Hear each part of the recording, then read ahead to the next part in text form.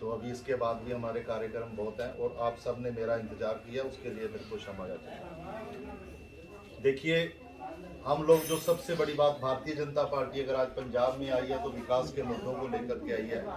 हमारे इस अपने क्षेत्र का विकास जो अधूरा है, जो सब आपने देखा है, मेरे को बताने की जरूरत नहीं है। मैं तो यहाँ रहता हूँ, मैं तो जानता हूँ अच्छी तरह से, आपके बीच में ही रहता हूँ। यहाँ कई सरकारें आई, 10 साल एक सरकार रही, 5 साल एक अद्भुत सरकार रही हमारे यहाँ पर, जिसको बताने की जरूरत नहीं है। और अब बारिशों में तो हमारे जो शहर का जो चेहरा है वो खिलकर आपके सामने आया हुआ है। कितना विकास कार्य यहाँ कितनी स्पीड से और कैसे हो रहे हैं, मेरे को ये सब कुछ बताने की जरूरत नहीं है, क्योंकि जितने भी विकास कार्य यहाँ पर हुए हैं वो सब आपने देखे हैं। वहीं ऑफिसों में बैठ कर के कॉन्ट्रैक्ट दिए गए हैं और जैसे कार्य हुए सब आपने देखे हैं।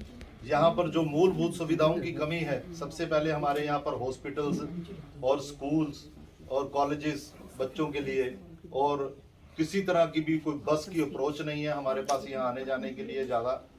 और यहाँ पर सड़कों का जो दुर्दशा है वो सब आपने देखी है, खड्डे पड़े हुए हैं, बरसात का पानी की निकासी का कोई साधन नहीं है।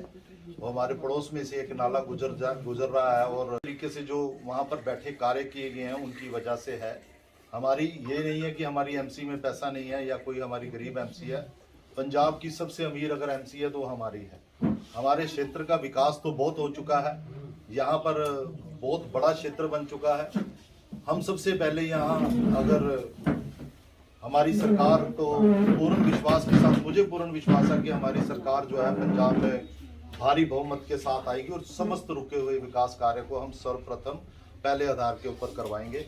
यह हमारा पूर्ण रूप से विश्वास है। यहाँ पर हम इस एमसी को सबसे पहले यहाँ हटा के यहाँ से जो है वो कारपोरेशन बनाएंगे, क्योंकि कारपोरेशन के आने से यहाँ हमारे क्षेत्र का विकास बहुत तीव्र गति से आगे बढ़ेगा और सुचारू ढंग से बनेगा। हमारे मास्टर प्लान में कोई कमी नहीं है, मास्टर प्लान को प्रॉपर रूप से लागू नहीं किया गया। शहर में अक्रोचमेंट बहुत ज़्यादा है, आप देख सकते हैं भी कोई भी ऑफिसर अपने ऑफिस में बैठ के ऑर्डर तो सब कुछ पास कर देता, पर अक्रोचमेंट को कोई भी नहीं हटाता। मंडियों की और हर जगह की बहुत भारी दुर्दशा है।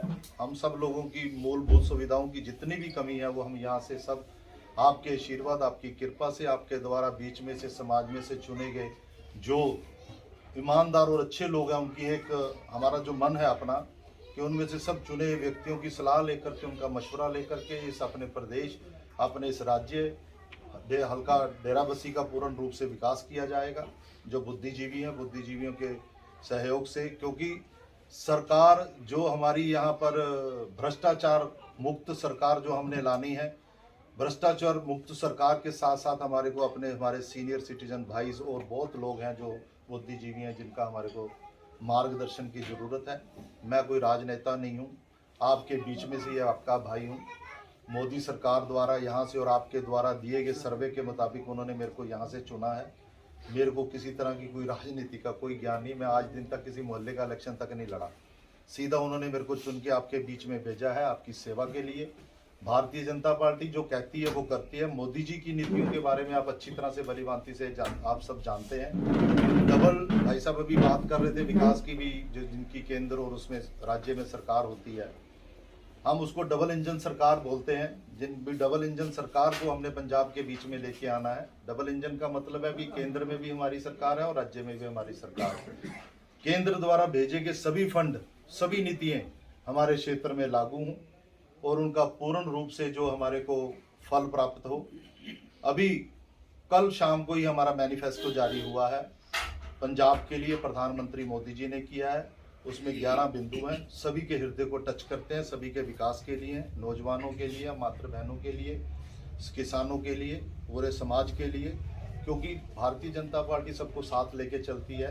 एक ही नारा है हमारा, सबका साथ, सबका विकास, सबका विश्वास, सबका जो ये आपका जो ये हमारा नारा है।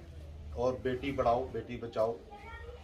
हमारे प्रधानमंत्री विदेश में भी, अमेरिका में भी गए तो वहाँ पर भी जाके टॉयलेट की बात करते थे, तो उन्होंने शर्म नहीं की मेरे देश में किस चीज़ की कमी है, किस मूलभूत सुविधाओं की जो कमी है, जो उन्होंने पूर्ण किया।